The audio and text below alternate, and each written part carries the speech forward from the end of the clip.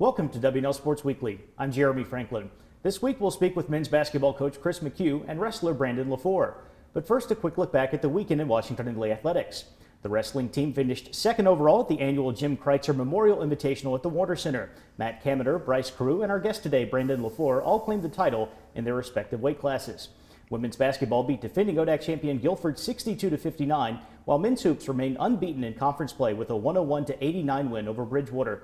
Joining me now is men's basketball coach Chris McHugh. Chris, welcome to the show. Thanks for having me, Jeremy.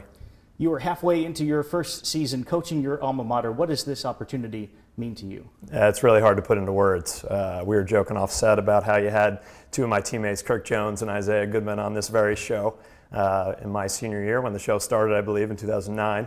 But it's folks like that, my teammates, Kirk and Isaiah and the rest of them, the special relationships that I got to build here as a student athlete that really made my experience really amazing. And as a student athlete at W&L, that's where I fell in love with college athletics and found my spark to want to get into coaching.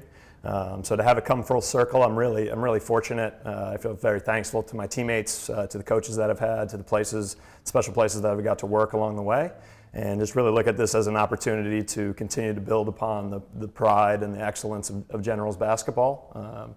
And the transition here has been great. Everybody's been exactly as you'd expect from W&L, so friendly and welcoming and supportive.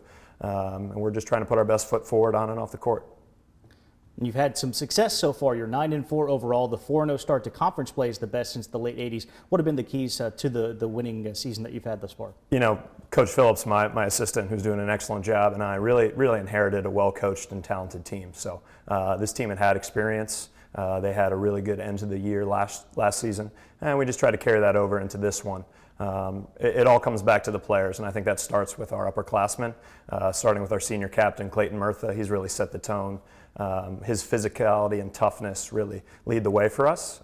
Nick George, our other senior, he's been a rock for us on the wing. He's a great two-way player. And then Michael Hagar, our final senior, one of our toughest players, has always been ready when his name's been called upon. And then in the junior class, Devin Kearns is our point guard. He's pushed tempo for us. He's gotten guys involved and done a great job transitioning to a new kind of style of offense. Roy McMillan is a super talented player, does everything for us as a forward. And then Alex Starr, our other co-captain in the junior class, he really brings a lot of the voice and the personality and the playmaking to our group. And those 6 guys have really set the tone for the younger guys, and we've had some really good contributions from the sophomore and first-year classes, but it starts with them, and the players have really bought in and worked really hard. In particular, you've been able to put up some great offensive numbers. You lead the ODAC in scoring. You're in the top 15 nationally in points per game.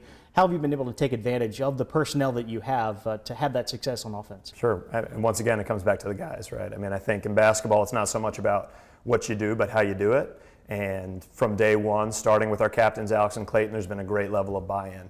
And if there's anything I'm most proud about so far from our guys is that they've truly bought into the fact that helping one another is how you be successful. And that starts off the floor, but also translates to, I think, how we play on the court. Whether it's Clayton setting a really good ball screen so that Nick can come off and be open, or Mike Hagar flying down the wing so that there's space for Devin Kearns to attack and transition. And really on down the roster, everybody buying into making the next pass so we get a great shot, or making the next rotation to cover down to help ourselves on defense. I think the idea of helping your teammates has been what the guys have brought and really helped us off to a good start to the season.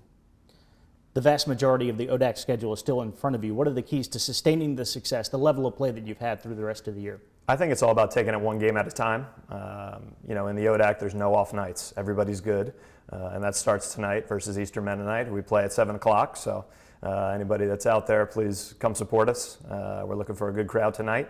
But one game at a time. Can't get ahead, can't get looking at standings and all that. It's about, we play a really good team tonight. Let's focus on that process.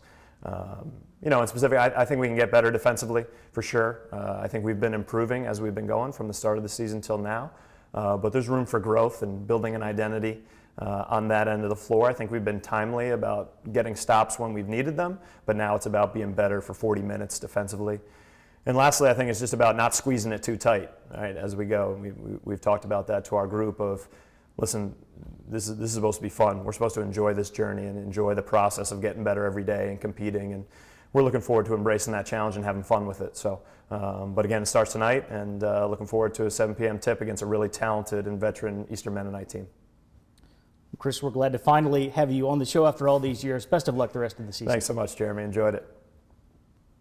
With me in the studio now is Brandon Lefore, senior wrestler from Morgan Hill, California. Brandon, welcome to the show. Thank you. W&L finished second at the Jim Kreitzer Invitational at home this week, and you were one of 3 generals who won their weight classes. How pleased were you with the team's performance on Saturday? I was very happy with it. I feel as the team as a whole wrestled really well. People had harder brackets than others, but still were able to go out there and really put out a fight. We had around 7 placers, I think, which is almost 1 in every weight class, which is very successful. You have a 15-4 overall record so far this year. What has led to your individual success? I think the biggest thing this year for me has been my change in mindset. It's my last season, so I'm really out here to try and wrestle my hardest and really enjoy it. I've found a lot more joy in wrestling, and the best way to have fun in wrestling is through winning. So I think that's what's really led to my success so far. How far has the W&L program come in the 4 years that you've been on campus? We've made leaps and bounds of have leaps and bounds of success. We've gone from having maybe 5 or 4 guys active at a dual meet any weekend now to having pretty much a full lineup, and have been able to compete and become a major threat within the Centennial Conference.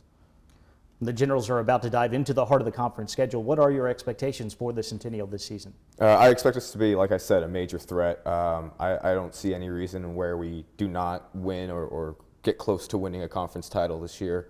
I'd really like to see the team thrive as much as it can and get us to where we want to be.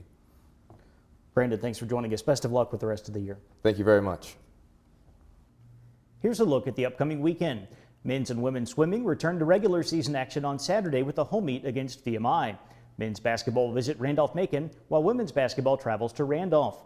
And on Sunday, wrestling heads to Johns Hopkins, where the Generals will compete against the host Blue Jays and Penn Tech. For W&L Sports Weekly, I'm Jeremy Franklin. Thanks for watching.